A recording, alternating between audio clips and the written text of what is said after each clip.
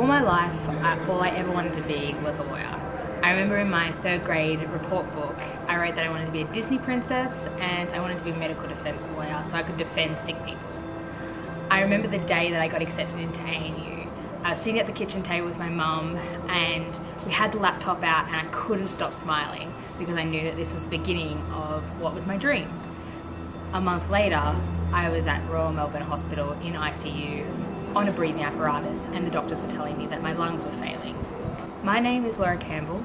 I'm a 4th year psychology and law student and I have systematic lupus erythematosus, or lupus for short.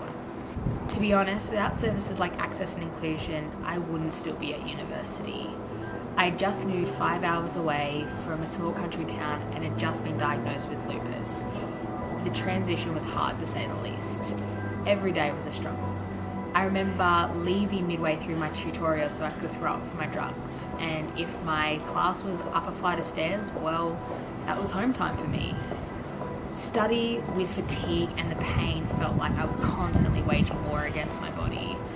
And while everybody my age in college was worrying about their next pub night, I was worried about my next operation. But this was my dream, and I wanted to figure out how I could still achieve that while also dealing with a really serious illness, and access and inclusion made that possible for me.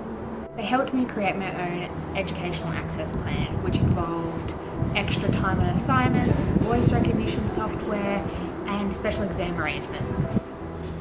I know they don't seem like big things to anyone else, but for me they were huge. For the first time since I was diagnosed, I wasn't being told, no, you shouldn't do that.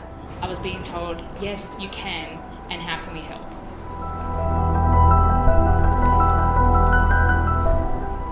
Through university, I focused a lot of my spare time on disability advocacy, and it's where I want to focus as a lawyer.